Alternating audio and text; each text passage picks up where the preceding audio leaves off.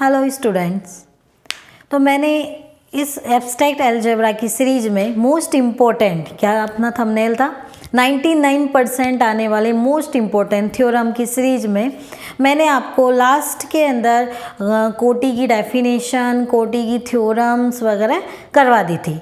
तो आज अपन स्टार्ट करेंगे उसके एग्जाम्पल, और एग्जाम्पल में भी आइए देखिए, बुक निकालिए। आपके टोटल एग्जाम्पल इसमें दिए हुए हैं 4 एग्जाम्पल्स में से जो मोस्ट इम्पोर्टेंट एग्जाम्पल है वो है एग्जाम्पल नंबर 4 ही है। तो एग्जाम्पल नंबर मैं 4 आपको समझाती हूँ।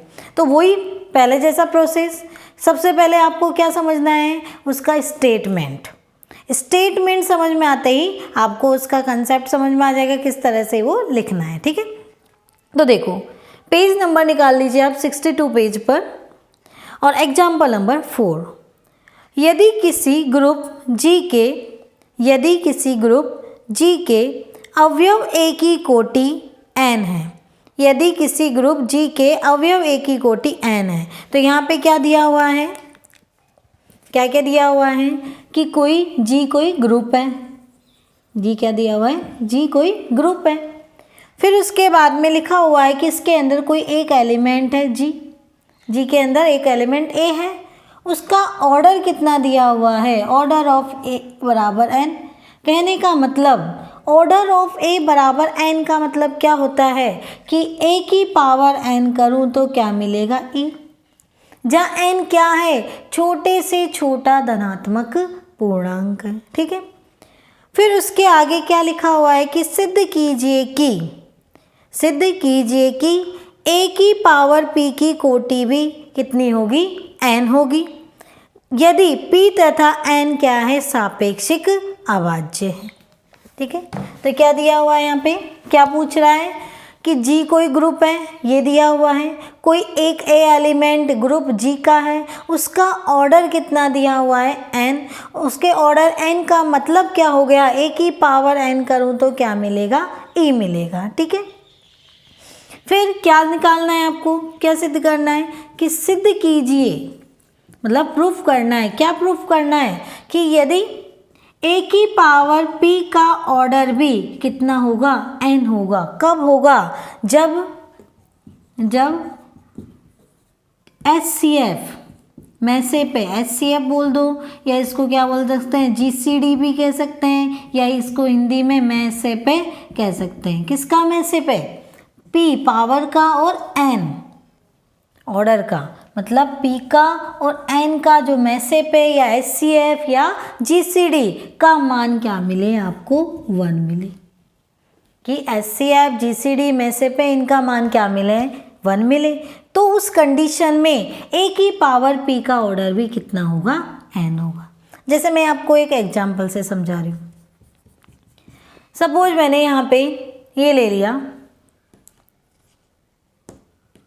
G बराबर A square A³ A4 A5। ठीक है, ये ले, यहाँ पे मैंने माना कि ऑर्डर ऑफ A का ऑर्डर कितना है, सपोज यहाँ पे A का ऑर्डर ले लिया 2, A का ऑर्डर कितना लिया, 2। ऑर्डर ऑफ A एलिमेंट है, कोई भी हो सकता है, जो G का है वो उसका ऑर्डर क्या ले लिया, 2 ले लिया। अब मैं निकालूं, आपसे पूछे कि ऑर्डर ऑफ A5 फाइंड कीजिए, ज्ञात कीजिए। देखो ऐसे क्वेश्चंस आएंगे आपके MSc एंट्रेंस एग्जाम RU की में। ठीक है, MSc एंट्रेंस हुआ या आपके कौन सा JNU, मतलब जो अजमेर यूनिवर्सिटी के अंदर एग्ज़ाम लगती है, उसके अंदर भी ये आता है। तो ये जो भी आपके एंट्रेंस एग्ज़ाम लगती है MSc के लिए, उनमें ये आ सकता है। ठीक है, तो यहाँ पे कैसे समझा कि A का ऑर्डर अपन ने 2 मान लिया।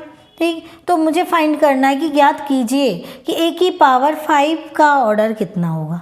यदि आपको ये थ्योरम पता है, ये कंसेप्ट पता है, ये कंसेप्ट क्या कहता है कि जिसका भी ऑर्डर पूछ रहा है तो उसकी पावर 5 का किसके साथ में, 2 के साथ में से पे, 5 और 2 में से पे, या HCF या GCD कैसे निकालते हैं, बहुत ईजी, कॉमन पार्ट लेते हैं।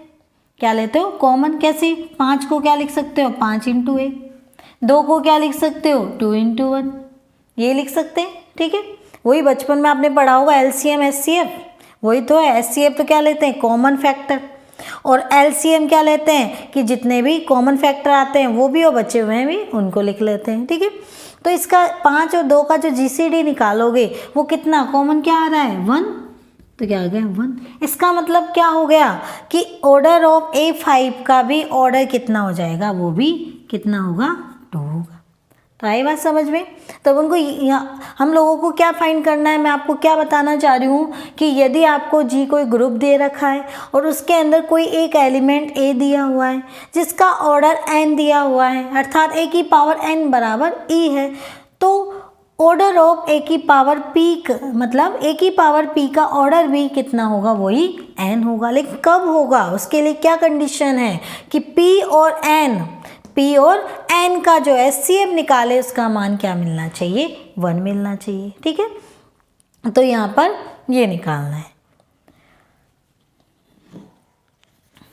तो इस एग्जाम्पल से अब इसको सॉल्व करते हैं, मतलब थ्योरम, एक तरह से थ्योरम मान सकते हो, एग्जाम्पल मान सकते हो, कुछ भी।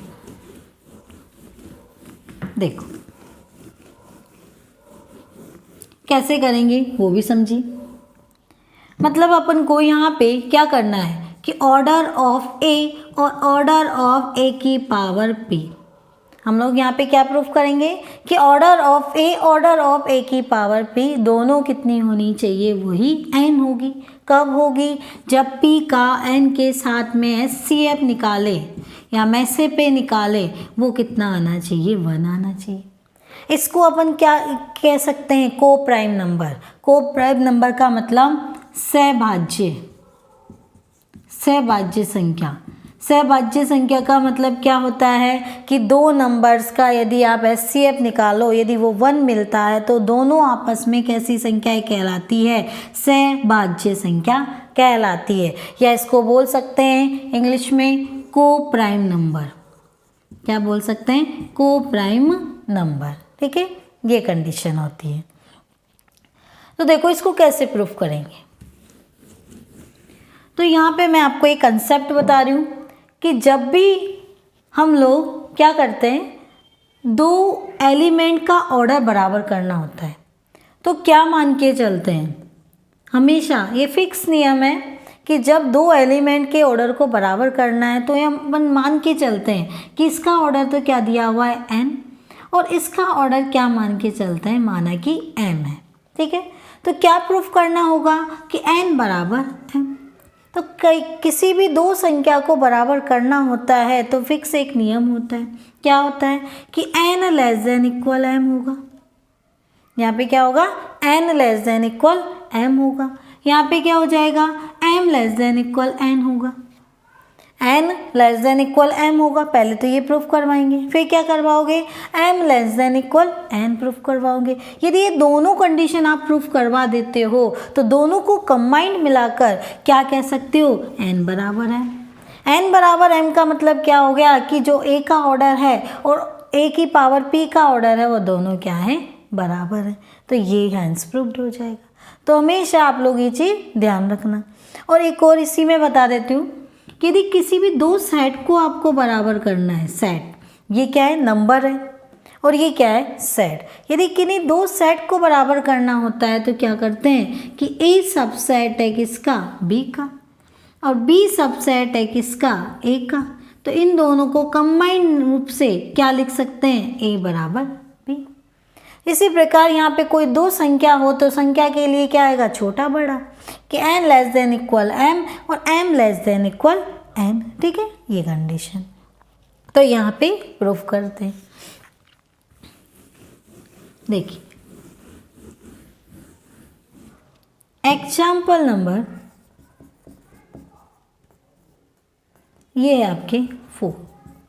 तो यहाँ पे आपको क्या क्या दे रखा है वो लिख लेते हैं कि दिया गया है प्रूफ,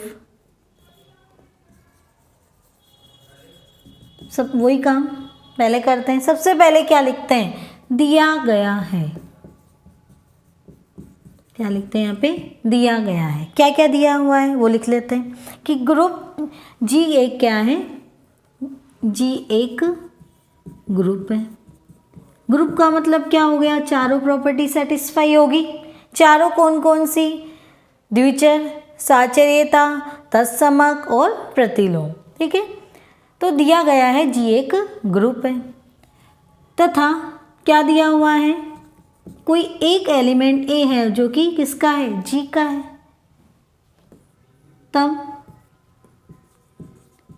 यहाँ पे और क्या दिया हुआ है, ए बिलोंग्स टू जी है, वह ऑर्डर ऑफ ए कितना है, एन। ये आपको दिया हुआ क्या लिखा हुआ, यदि किसी ग्रुप जी के अवयव ए की कोटि कितनी है, एन है, तो तथा ए कोई एलिमेंट जो कि जी में बिलोंग कर रहा है वह ऑर्डर ऑफ ए बराबर एन है। इसका मीन्स क्या हो गया कि ए की पावर एन करूँ तो क्या मिलेगा, ई। इसको दे दो आप इक्वेशन नंबर फर्स्ट। जो जो दिया हुआ है वो लिख दिया। अब सिद्ध क्या करना है वो लिख देते हैं। सिद्ध करना है ऑर्डर ऑफ ए की पावर पी वी कितना होगा, एन होगा। कब होगा, जब G C D greatest common factor बोल सकते हैं यार, डिवाइडर बोल सकते हैं, डिवीजर बोल सकते हैं, कुछ भी कह सकते हैं, या इसको मैसे पे कह सकते हैं, या इसको क्या कह सकते हैं, एचसीएफ कह सकते हैं, जो भी आपको इजी लगता है। जैसे आपको एचसीएफ बोल दो या मैसे पे, वही बात। उसका पी का एन के साथ करवाएं तो 1 मिले, तब जब ये कंडीशन मिलती है तो यहाँ पे क्या होगा कि उस एलिमेंट ए की पावर पी एलिमेंट का ऑर्डर भी कितना होगा, एन होगा। ये आपको सिद्ध करना है, यहाँ पे करवाना है। तो इसके लिए देखो मैंने आपको क्या बताया कि इसका ऑर्डर भी एन होगा, तो इसके लिए क्या करते हैं अपन, मान के चलते हैं कि माना कि ए की पावर पी का ऑर्डर कितना है, एम है। यहाँ पे क्या मान के चलेंगे, ऑर्डर ऑफ ए की पावर पी की पावर कितनी है, उसका ऑर्डर कितना है, एम है। ठीक है, लास्ट में जाके एम को किसके बराबर करवा देंगे, एन के बराबर करवा देंगे। तो यहाँ पे ये सिद्ध करना है, तो इससे पहले अपन क्या लिख देते हैं यहाँ पर कि माना कि ए की पावर अवयव ए की पावर पी की कोटि कितनी है, एम है। अर्थात ऑर्डर ऑफ ए की पावर पी बराबर कितना है, एम। ठीक है, तो यहाँ पे क्या करवाएंगे, एम को किसके बराबर करवाएंगे, एन के बराबर। तो इसके लिए क्या करो, मैंने आपको बताया था क्या क्या प्रूफ करना है कि एन लेस देन इक्वल क्या होगा, एम, और m लेस देन इक्वल क्या होगा, n। इन दोनों को मिलाकर क्या बोल सकते हैं, m बराबर n। ये दोनों कब संभव होंगे, जो आपस में दोनों बराबर होंगे। तो देखिए यहाँ पर क्या लेकर चलते हैं, a की पावर n जो आपको दिया हुआ है, क्या दिया हुआ है, चूँकि a की पावर n बराबर कितना है, e है। क्या लेकर चलते हैं, ए की पावर एन बराबर ई, ये लेकर चले। अब यहाँ पे पावर कितनी है, पी, तो पावर पी है तो इसके ऊपर पावर क्या लगाते हैं, पी लगाते हैं, ये लेकर चल रहे हैं। और यहाँ पे पावर क्या लेकर आनी है, पी। तो आप ये चीज़ ध्यान रखो, जो लेकर चल रहे हैं और जो दूसरा अपन को सिद्ध करना है उसकी पावर क्या दे रखी है, वो पावर ले लो। Very simple. तो दोनों पक्षों में पावर पी लेने पर ए की पावर पी बराबर ई की पावर पी, ये हो जाएगा। ठीक है, उसके बाद में क्या कह देते हैं कि पावर की पावर क्या हो जाती है, मल्टीप्लाई हो जाती है। तो ए की पावर एन पी बराबर ई की पावर कुछ भी हो, आइडेंटिटी एलिमेंट की पावर कुछ भी हो, आइडेंटिटी एलिमेंट ही आता है। अब मैं यहाँ पे क्या करूँगी, ए की पावर पी को तो अंदर ले लूँगी और एन को कहाँ दे दो, बाहर, बराबर क्या हो गया, ई। ठीक है, अब इसको मैंने आपको कोटि की डेफिनेशन में बताया था, क्या कैसे लिखते हैं कि ऑर्डर ऑफ ए बराबर एन है, तो इसको आप कैसे लिख सकते हो कि ऑर्डर ए की पावर एन बराबर, कैसे लिख सकते हैं, ए की पावर एन बराबर ई है, तो इसको ऑर्डर ऑफ ए बराबर एन हो गया। या इसको क्या लिख सकते हैं कि order of a less than equal n, ये लिख सकते हैं। यहाँ पे जो पावर होती है वो कहाँ आ जाती है, लेस देन इक्वल n में आ जाती है। ठीक, तो इसको कैसे लिख सकते हो आप कि ऑर्डर ऑफ a की पावर p कितना आ गया, less than equal n, right. अब इसका ऑर्डर कितना दे रखा है, m, तो क्या लिख दोगे, m इसकी जगह पर लेस देन इक्वल n। ठीक है, तो यहाँ पे क्या लेकर चले आप, a की पावर n बराबर ही, यहाँ पे दूसरा जो माना था उसमें पावर कितनी है p, तो पावर में क्या लेकर चलो, p लेकर ले लो, दोनों पक्षों में पावर में p लगा दो। p लगाने से जो लेकर चले थे उसका अपोजिट कर दो, मतलब p को अंदर ले लो और n को बाहर ले लो। इसको क्या लिख सकते हैं कि order of a p less than equal n, कोटि की परिभाषा से। ऑर्डर ऑफ ए पी कितना दिया हुआ है आपको, m लेस देन n, तो पहली कंडीशन ये आ गई फर्स्ट। ठीक है, फर्स्ट वहाँ दे रखा है, इसको क्या दे दो, सेकंड। अब आपको क्या प्रूफ करवाना है कि m less than equal n तो आ गया, लेकिन अब क्या करवाना है, n less than equal m करवाना है। यदि n less than equal m हो जाता है तो आप क्या बोल दोगे, m किसके बराबर है, n के बराबर है, और m n के बराबर आ गया तो क्या हो जाएगा कि ऑर्डर ऑफ a किसके बराबर हो गया, ऑर्डर ऑफ a की पावर p के बराबर। ऑर्डर ऑफ a की पावर p के बराबर होते ही क्या प्रूफ हो गया कि जो a का ऑर्डर है वही किसका ऑर्डर होगा, और a की पावर p का होगा। ठीक है, लेकिन ये कंडीशन सेटिस्फाई होनी चाहिए। अब यहाँ पर लेकर चलते हैं, नोट कर लेना। ठीक है,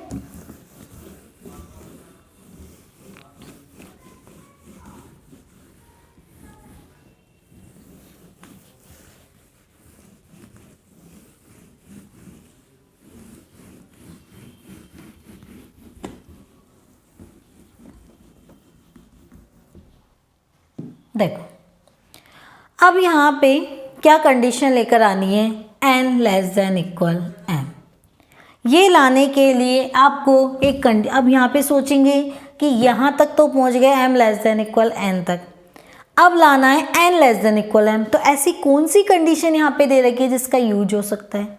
यहाँ पे आपको कंडीशन दे रखी है कि यदि किसी भी दो संख्या का पावर का और उसके ऑर्डर का HCF करवाएं तो 1 मिलता है, तो ये कंडीशन सेटिस्फाई होती है। ठीक है, तो कंडीशन सेटिस्फाई होती है तो इसी का यूज करते हैं।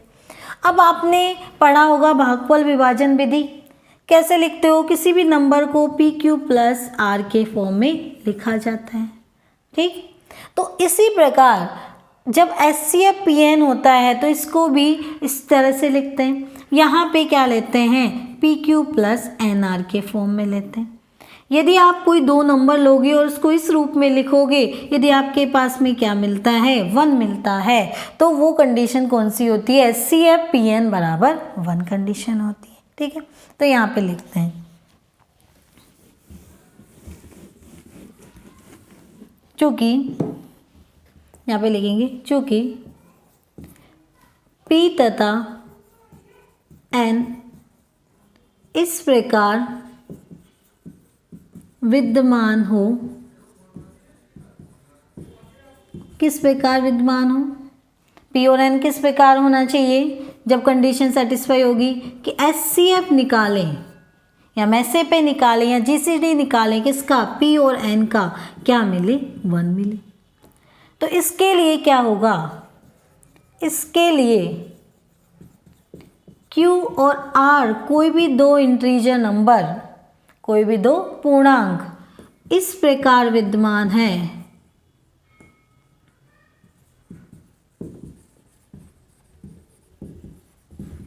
क्या हो जाएगा, P तथा N इस प्रकार विद्यमान हो कि HCF PN बराबर 1 हो। ठीक है, तो इसके लिए Q तथा R बिलोंग्स टू Z पूर्णांक नंबर इस प्रकार विद्यमान है, विद्यमान होगा किस प्रकार, या इसके लिए तब, या ऐसे लिख सकते तब इसके लिए Q तथा R बिलोंग्स टू Z इस प्रकार विद्यमान होगा, किस प्रकार कि PQ प्लस NR, इसका मीन्स क्या हो गया, PQ प्लस NR बराबर 1 हो। तो यहाँ पे क्या लिया कि P और N दो नंबर ले लिए। ठीक है, यहाँ पे P और N आपने दो नंबर लिए, सपोज 5 ले लिया, यहाँ पे क्या ले लिया, ये 2 हो गया। फिर इसका यहाँ पे क्या करवाया आपने, सॉल्व किया, ऐसे नंबर उठाए Q और R। Q और R यहाँ पे ऐसे नंबर लिए अपन ने, जैसे सपोज यहाँ पे मैंने ले लिया माइनस का ऐसा कुछ ले लिया, यहाँ पे -1 ले लो, ठीक है। यहाँ पे 5 है तो यहाँ पे आप ले लेते हो, यहाँ पे 2 ले लो, यहाँ पे 2 ले लो, और Q की जगह पे यहाँ पे ले लो आप ये -2 और यहाँ पे 1 ले लो, इस तरह से आ जाए। तो सॉल्व करोगे तो कितना आ जाएगा, 5 प्लस माइनस का 4 कितना हो जाएगा 1, ठीक। तो इस प्रकार के Q और R नंबर यहाँ पे विद्यमान होंगे जिसके लिए क्या मिल जाए, 1 मिले। ये कब होता है, जब ये कंडीशन सेटिस्फाई होती है। ये कंडीशन सेटिस्फाई होगी तो इसको इस तरह से लिखा जा सकता है। अब देखिए क्या लेकर आना है, n लेस देन m लेकर आना है। n लेस देन m लेकर आना है तो यहाँ पे क्या लेकर चलेंगे, चूँकि a की पावर क्या लेकर चलो 1, यहाँ पे क्या लेकर चलो a की पावर 1। a की पावर 1 का मतलब क्या हो गया, pq प्लस nr, ये लिख देंगे। इसको आधार समान होने पर घातें जुड़ती है तो उसको अलग अलग भी किया जा सकता है। तो क्या हो जाएगा, a की पावर pq डॉट a की पावर nr, ठीक है। अब क्या कर देंगे, क्या पता है अपन को, किसके ऑर्डर पता है, अपन को पता है a की पावर p की पावर q, ये हम जानते हैं। और क्या जानते हैं हम, a की पावर n की पावर r। a की पावर p के बारे में हमें पता है, a की पावर n के बारे में पता है। a की पावर p बराबर क्या था, e की पावर q। a की पावर n का मतलब भी क्या था, e की पावर r।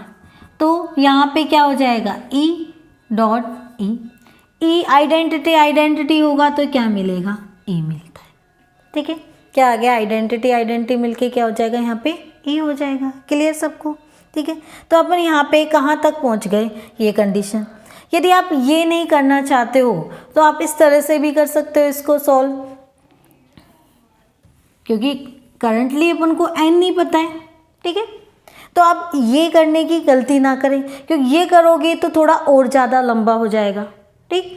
तो यहाँ पे एक दूसरा प्रोसेस आपको और बता रही हूँ जो इजीली सॉल्व हो जाएगा, क्योंकि यहाँ पे गलत क्या चीज़ है, गलत क्या चीज़ है कि a की पावर p, तो अपन को देखना है कि ऑर्डर ऑफ a की पावर p कितना आना चाहिए, n आना चाहिए।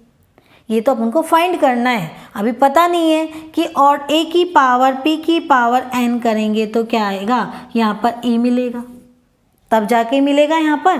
तो आप कैसे लिख सकते हो, आप यहाँ पर a की पावर p है तो e की पावर q कैसे लिख सकते हैं, नहीं लिखा जा सकता, क्योंकि क्या दिया हुआ है कि ऑर्डर ऑफ AP बराबर n है, ठीक है। ऐसे नहीं दिया हुआ है कि a की पावर p बराबर e, ये नहीं दिया हुआ है।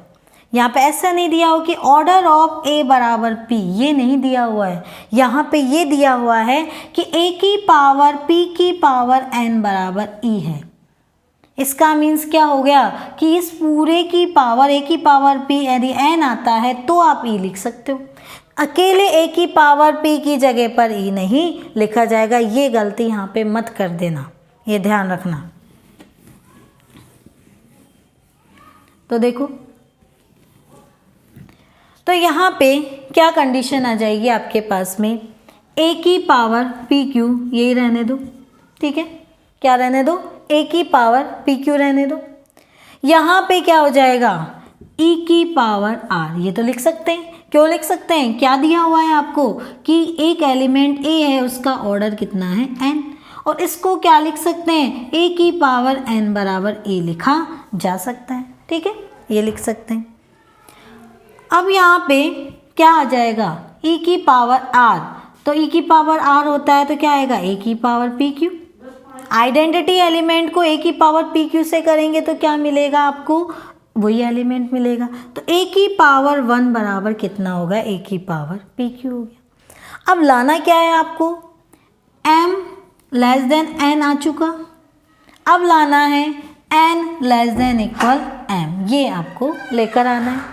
n less than equal m कब आ सकता है, जब आपके पास में पावर में क्या होगा, m होगा या n। इसको कैसे लिखा अपन ने, यहाँ पे ऑर्डर ऑफ a की पावर, मतलब आप ऐसे लिख सकते हैं a की पावर m बराबर e है, यदि ये आ जाता है तो आप इसको कैसे लिख सकते हैं, order of a less than equal m. जो पावर में होता है वो यहाँ आता है, जो पावर में होता है वो इधर आता है। तो यहाँ पे जो लाना है आपको ये कंडीशन, तो इसको आप देखो कि ये कब आएगा, जब यहाँ पे ये पावर में होगा। तो दोनों की पावर में आप क्या लिख सकते हो, क्या लगा सकते हो, एम लगाएंगे। ये चीज़ ध्यान रखना, क्योंकि रटने की बात नहीं है, आपको उसको देखिए कि एम लेस देन एन तो इजीली आ गया, ठीक है।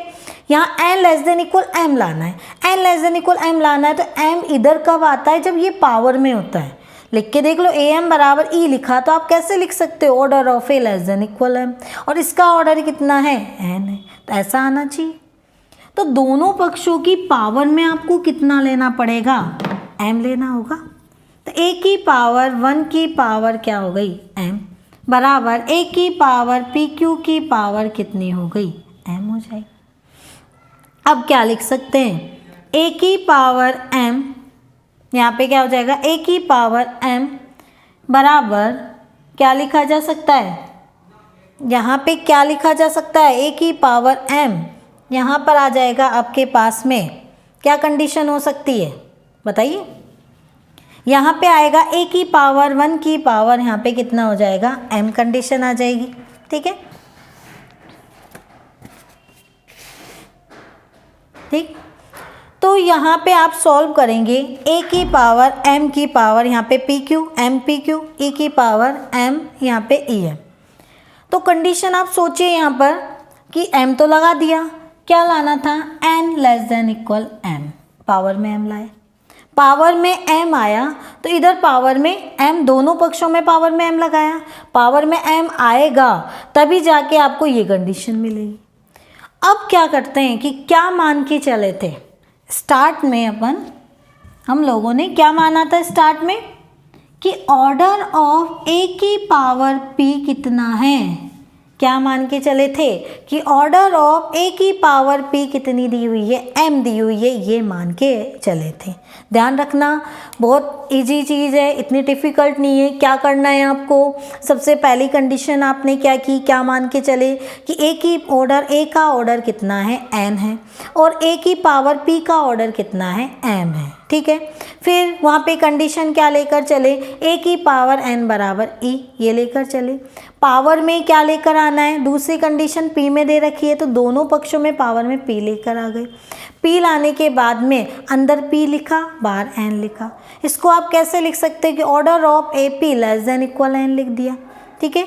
और order of a p less than equal n लिख दिया, तो ऑर्डर ऑफ ए पी क्या मान के चले थे, एम, तो M less than equal N आ गया, राइट। अब दूसरी कंडीशन अपन सोचते हैं कि यहाँ पे क्या हो सकता है दूसरी कंडीशन की, जिससे आपको क्या मिल जाए, n less than equal m मिले। तो आपके पास में एक कंडीशन और दे रखी कि एच सी एफ ये कब हो सकता है दोनों बराबर, जब एच सी एफ का मान पी और एन के साथ में 1 मिले, ठीक। तो इसके लिए H C F p n बराबर 1 होगा, तो उसको कैसे लिखा जा सकता है, p q plus n r बराबर 1, ऐसे लिखा जा सकता है। इसके लिए क्या किया अपने, खाली ए की पावर जो है वो खाली लेकर चले, मतलब 1 लेकर चले। क्यों 1 लेकर चले, क्योंकि पावर में फिर अपन कुछ भी लिख सकते हैं, हम लोग कुछ भी वहाँ पर डाल सकते हैं। कुछ भी का मतलब क्या लेकर आना है, हमको पावर में एम लाना है। कि ए की पावर यदि एम आ जाती है तो आप कैसे लिख सकते हो कि ऑर्डर ऑफ ए की power p less than equal m, condition ये आ सकती है। तो इसके लिए रखा, सॉल्व किया, ए की पावर पी क्यू ये लिख दिया, ऐसे कैसे लिख दो, A N R, A N कितना है, ई की पावर कुछ ही हो, ई मिलेगा, ई की संक्रिया की पावर पी क्यू से की तो ई की पावर पी क्यू आएगा, ठीक है। अब लाना है पावर में एम, तो दोनों पक्षों में पावर में एम कर दिया। यहाँ पे क्या लिख सकते हैं, ए की पावर पी की पावर, यहाँ पर क्या हो सकता है आपके पास में, क्यू एम, और उसकी पावर कितनी, क्यू लिख सकते हैं, ठीक है। यहाँ पर ए की पावर एम बराबर ए की पावर पी की पावर एम, मतलब क्या ये लेकर चले, इसको आप क्या लिख सकते हो, ए की पावर पी की पावर एम बराबर ई। तो यहाँ पर ई की पावर क्यू, ई की पावर, किसी की आइडेंटिटी की पावर कुछ भी हो, आइडेंटिटी ही मिलता है। तो क्या आ गया अपने पास में कि ए की पावर एम बराबर ई आ गया। इसका मीन्स क्या हो गया कि order of a less than equal m, और इसका मीन्स क्या हो गया, order of a less than equal m. तो ऑर्डर ऑफ ए कितना है, n, n less than equal m. Clear? इसको दे दो इक्वेशन नंबर 3। तो इक्वेशन सेकंड व थर्ड से क्या आया, सेकंड में आया m less than equal n, third में क्या आया, n less than equal m. मैंने आपको स्टार्ट में ही बताया था कि दोनों को मिलाकर क्या लिख सकते हैं, एम बराबर एन। एम बराबर एन का मतलब क्या हो गया कि ऑर्डर ऑफ ए की पावर पी बराबर ऑर्डर ऑफ ए। ये फाइंड करना था। कौन सी कंडीशन में, जब जीसीडी पी और एन का क्या मिले, 1 मिले। ठीक है, तो ये कंडीशन यहाँ पर आएगी। तो ये आपको समझ में आ गया होगा, देखना 1-2 बार, आपको क्लियर हो जाएगा। फिर भी प्रॉब्लम हो तो बता देना। ठीक है, और दूसरी बात कि जो जोधपुर यूनिवर्सिटी है JNU के अंदर, तो उसके अंदर कोर्स 50% कर दिया गया है। आपके लिए बहुत गुड न्यूज है। और आई होप, उम्मीद मुझे पूरी यही है कि आपका कोर्स भी 50% ही होगा। तो आप तैयारी में लगे रहें और आगे बढ़ते रहें। और यहाँ पे जो भी मैं पढ़ाती हूँ वो पढ़ लीजिए, कोई टेंशन की बात नहीं है। 99% आपको मिलेंगे, कोई दिक्कत वाली बात नहीं है। जो भी मैं बता रही हूँ कंप्लीटली आएगा। तो इसको पसंद आए तो लाइक कीजिए, शेयर कीजिए, सब्सक्राइब कीजिए। ये मत सोचिए कि नहीं मैं ही पढ़ रहा हूँ, औरों को भी बताइए, आपके साथ वालों को। ठीक है, तो थैंक यू सो मच।